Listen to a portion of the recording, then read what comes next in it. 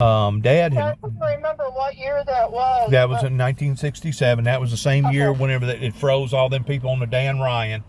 The winter was just extremely tough. Oh, okay. Yeah, that was a nasty winter. That was a nasty winter. But anyways, Florida. yeah, you guys was down in Florida at the time. Mhm. But Dad and Mom had done already made a decision that they was going to go back home. So we basically moved from home long about March or April. And I remember that the snow at that time was still on the ground down here in Tennessee. And you know, back then, whenever we had winters, we had real winters. Yeah.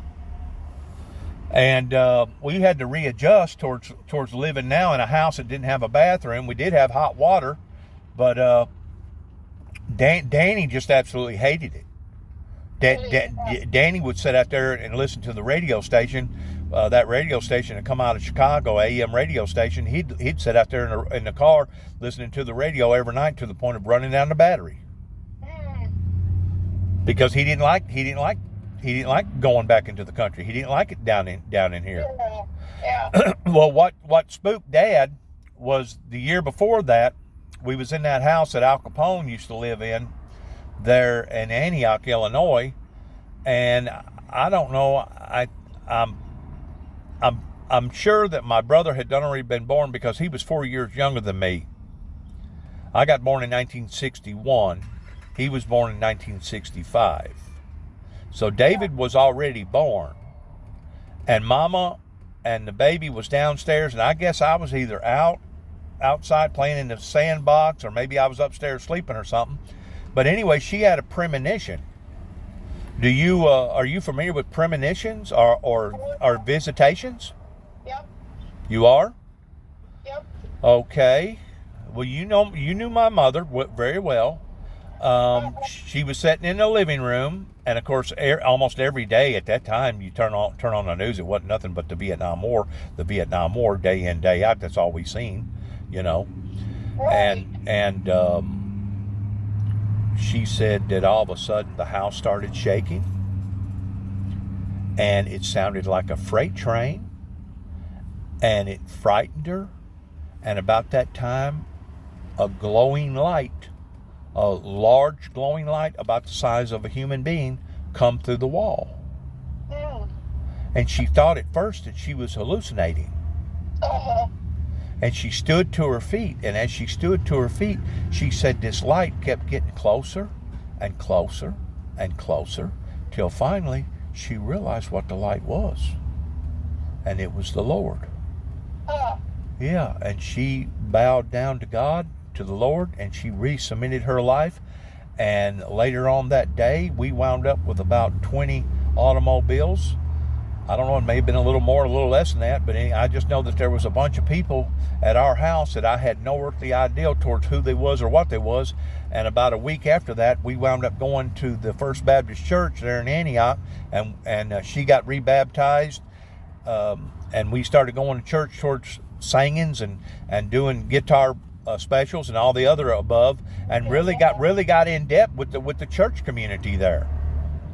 But there was some more weird stuff that was going on that was kind of unexplainable, that I think kind of halfway spooked Dad, in the sense of his older son basically doing something that he shouldn't have done, which was pull out a bunch of stakes on a railroad track and caused the railroad to roll over.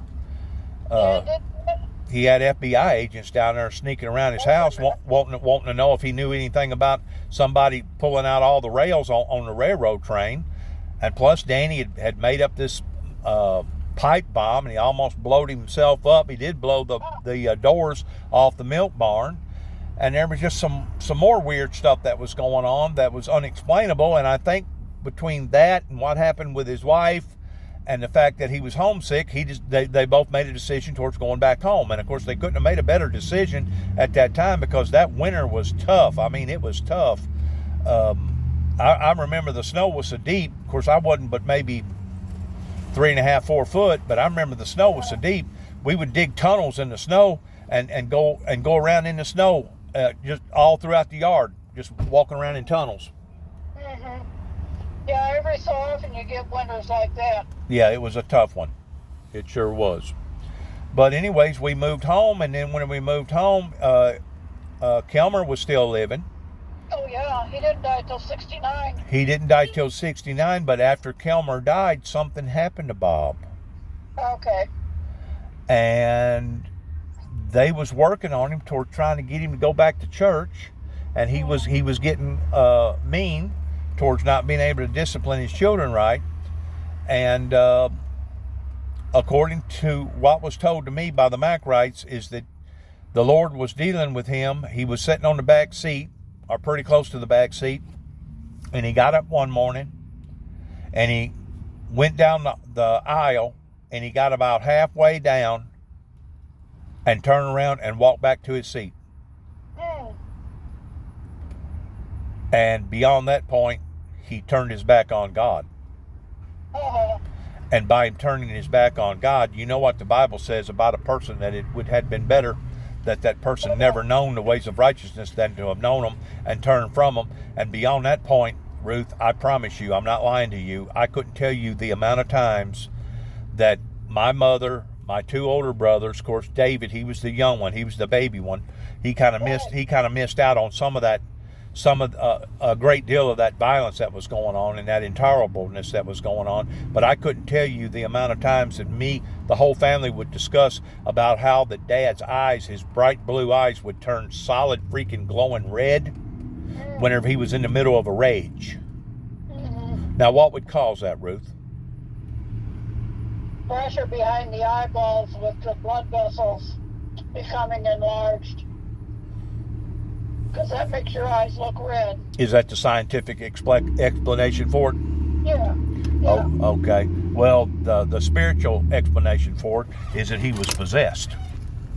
Yeah. And he becomes so... Having not been there, I can't. And he becomes so mean, so aggressive, that I couldn't tell you the amount of times that we sat and discussed whenever he wasn't at home, whenever he was outside the house, towards who was going to kill him, who was going to be the trigger man of taking a double-barrel shotgun and walking into the room and laying it basically to his head and pulling both triggers at the same time. Yeah. But our mother kept telling us, boys, y'all can't do this. Y'all can't do this. Y'all never get away with it. They think too much. They think too much of Bob down here, and they'll never let us live this down if we do this. Well, not only that, but you guys would have been the ones sitting in prison. I know. Not him. I know. He'd be dead, but you know. I know. Yeah. But I'm just telling you, that's how much we feared him, and that's how much hate had resonated in our lives. And I really and truly believe that God intervened for some reason. God intervened and allowed for my older brother Douglas to die, because that basically offset everything that was going on pertaining to the plot towards going to kill him. Because now my brother had died. Now we had to adjust from that experience. That took probably 6 months to a year. But I remember when he died. Right, but my mother and all of us thought that, well, maybe that will humble him. It didn't humble him. It made him worse. It made him worse. It made him worse. And of course, just a freak accident. Well, the stuff that I'm talking about, my son didn't get to experience, and whenever I sit down and talk to him, it makes him angry, because it's like he thinks that we're making all this stuff up and lying about it. But Ruth, I promise you, Bobby was a very, very abusive man. He was a World War II drill sergeant, and I guess because of that era that they was growed up in, that's how they handled things back then. Well, not only that, but your grandma had a horrible temper too. Your grandma Dell. Did she? Oh my word, yes. Well, see, she was a Davis. Yeah. Yep. And I never did know her mom and dad, but I've got a picture of her mother that looks identically to what she looked like whenever she was in her 60s. Yeah. Of course, I didn't know her mom and dad either. I don't have a picture of her dad. I do think I got a picture of the funeral whenever he died, and I do got a picture of Big Daddy's dad and mom, Jeff Jackson. Did you ever know them? No. No, they were dead by the time I came on the scene. Okay. Yeah, it was in the 60s. Well, Ron and I got married in 65. I see. Well, I guess you probably knew that Kelmer's dad used to have a store right there Oh, yeah. down there in Sidonia Hop-In, and he was looked up to in the community towards being one of the pillars of the community at one time. Yes, he was. Yeah. He sold drugs, pharmaceutical drugs, because he could read the prescriptions, Yeah. and Your uncle had the store for a long time after that. that's right, Leon did. But his wife, they called her Mammy or Mimi or something like that. Her name was Margaret. Margaret, was that it? Yeah, that was her name. Well, That was her given name. Well, it don't say that on the tombstone. It should. No, it says Mimi. Huh. I don't know who, put them. That might have been a nickname for her, but her real name was Margaret. Well, I was told that she was about 3/4 Cherokee whenever Jeff wound up hooking up with her, I guess, shortly after the Civil Wars, whenever he was a young man. I'm talking about Leon's wife. Oh, Leon's wife. Yeah. No, that ain't. I'm talking about Jeff's wife. No, I don't. I never knew her name. Okay. Yeah. Margaret. Yeah, Margaret and Leon. Of course, whenever Maxie went through what he went through towards that hotel fire, and he wound up losing his wife. He wound up losing one of his biological sons. I didn't know about that. From his first wife, he lost another biological son from his second wife, and the second wife died, and 2 of her children died. The other boy, Jeff, they wound up taking him down to Vanderbilt, down there in the burn victim center down there in Houston, and he lived down there in that thing for about a year. And to this day, he's now over in Colorado somewhere. And the reason why he went to Colorado was because he could smoke marijuana to help kill the pain, because the infection keeps coming up in his leg. And by rights, they probably should have went in and amputated the thing. But he had like 3rd-degree burns. But whenever that happened, that destroyed Leon and Margaret. Oh, I'm sure it did. They never could get over that. No, I'm sure. When did that happen? Well, about what time? That happened in 1983. That was the same year that my brother got married, and it was the same year that I was telling you that car rolled over on top of me. Okay. Yeah, I didn't know anything about that, because we were still in Michigan, and then moved at the end of 83 down to Clearwater, Florida. Right. I don't know, and I don't think your grandma was very reliable to tell us what was going on.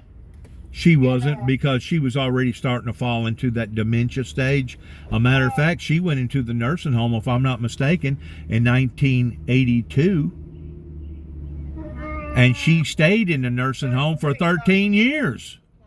Yeah, that could be. She'd had some strokes. Huh? So probably vascular dementia. I went down there almost every weekend to see her up there at Dresden, and she barely knew who I was, and that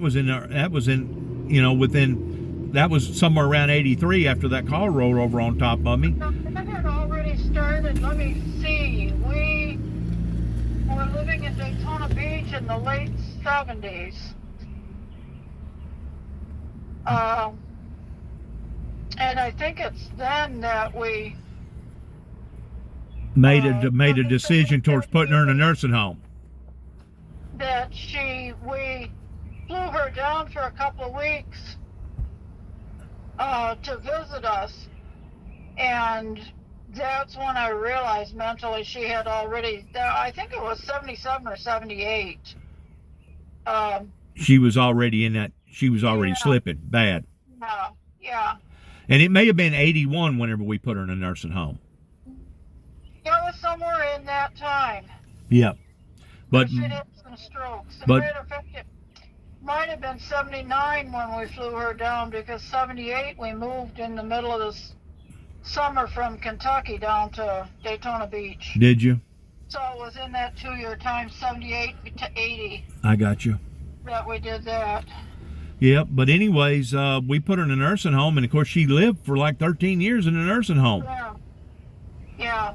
And of course, then, like you said, at that time she wasn't all that reliable towards being able to discuss things that was really going on, because, and I'm telling you, Ruth, that Bobby went into just a fit and rage and whined the world that them people down there let us down, that allowed for that behavior to go on, because he wasn't just doing it in behind the closed doors. He was doing it in the open. He was doing it down there in the store. He was doing it in fields. He was doing it at other people's houses. I mean, if he felt like tearing into us, he tore into us. Yeah, yeah. But like I said, that temper plus the things that had happened comes natural, because his mother was a terror. But the funny thing about it is, and I guess this is part of that disease that he must have picked up on towards post-traumatic stress disorder out of the Army, is that whenever he would get over his madness, he would calm down, he would become the old Bob like he used to be, and the next thing you know, he wanted to take you down to a local grocery store and buy you a cold drink and a candy bar. Yep, that's typical of that kind of behavior. It was on and off, kind of like a Dr. Jekyll and Mr. Hyde. You know what I'm saying?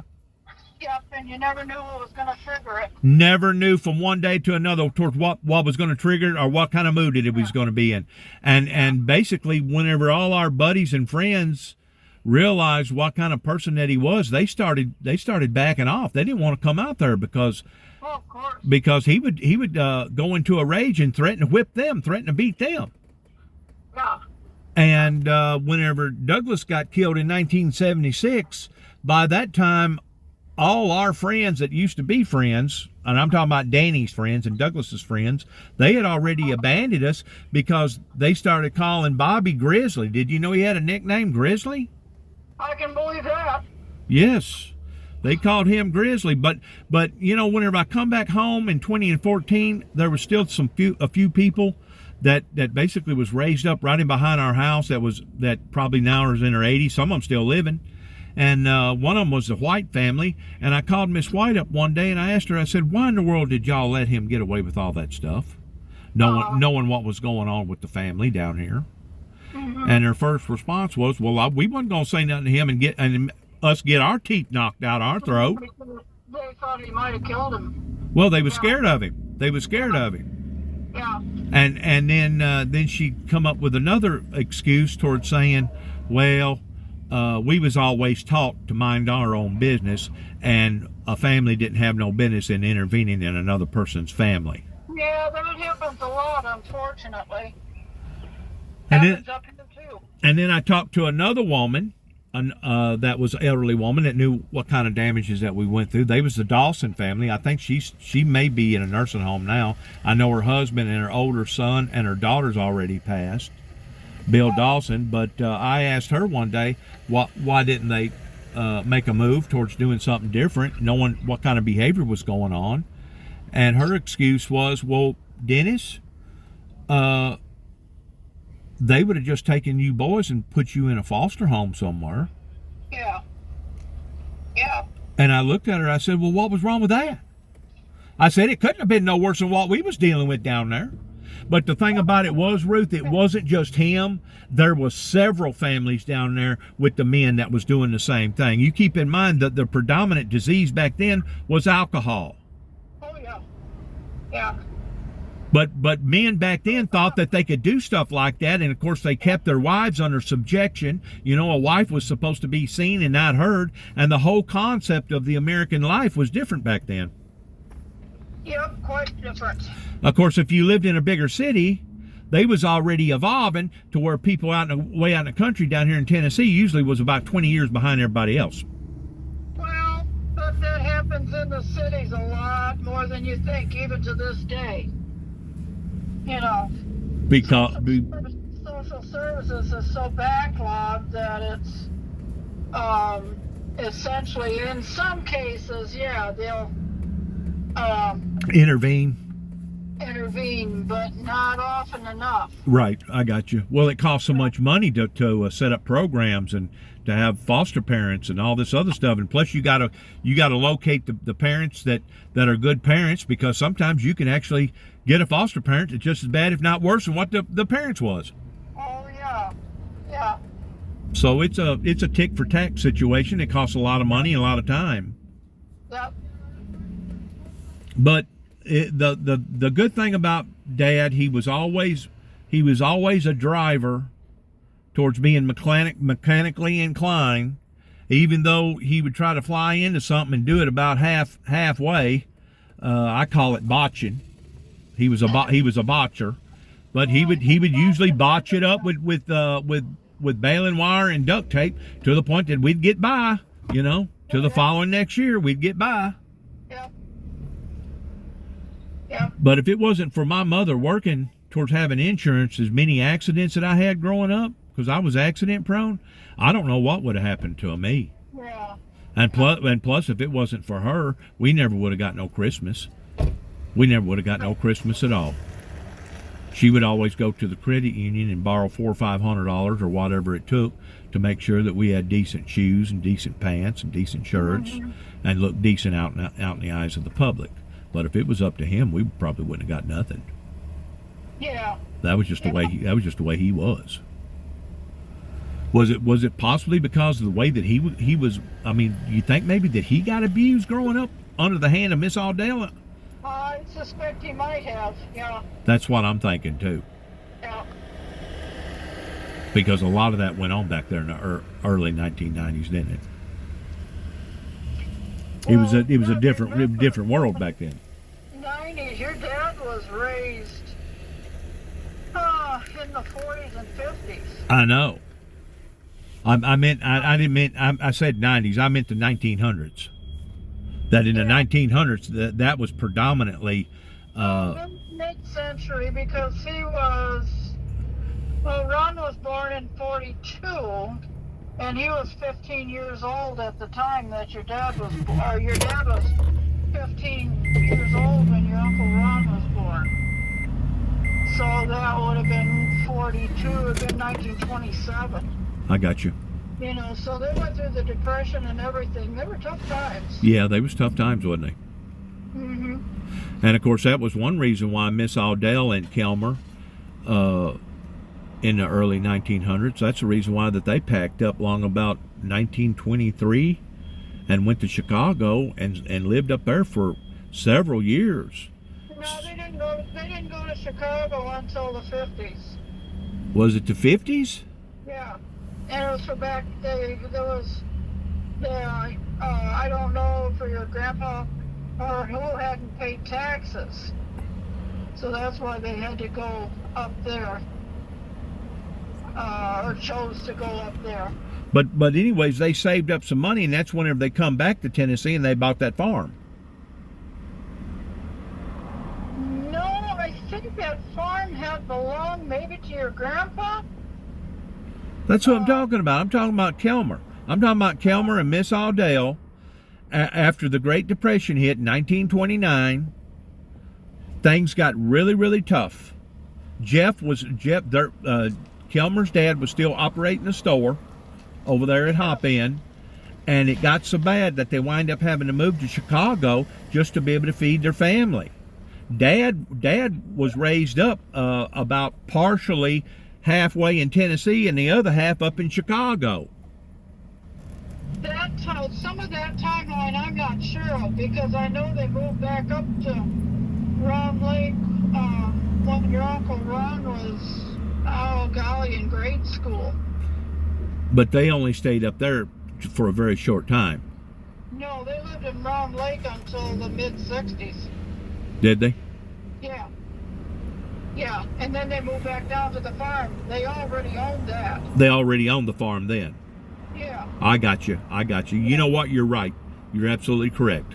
Yeah. Because at the time, Kelmer was a mechanic up there in Chicago, wasn't he? I can't remember what he did. He worked at a manufacturing place, I believe. Yeah. And that's whenever we stayed up there. Yeah. Bob Yeah. and Bob and Betty stayed up there.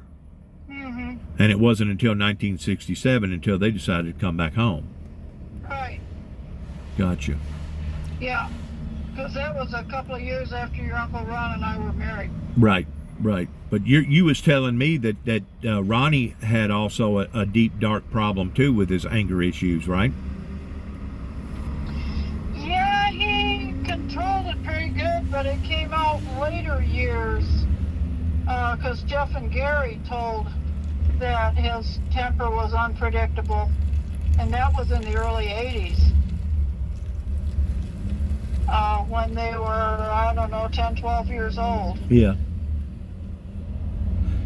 So, And plus the fact that he wound up turning the way that he did towards being a minister, with a minister's wife, that kind of speaks volumes about him taking the wrong turn too. Of course, I ain't trying to judge nobody. We all make mistakes, but man, whenever he made them, didn't he?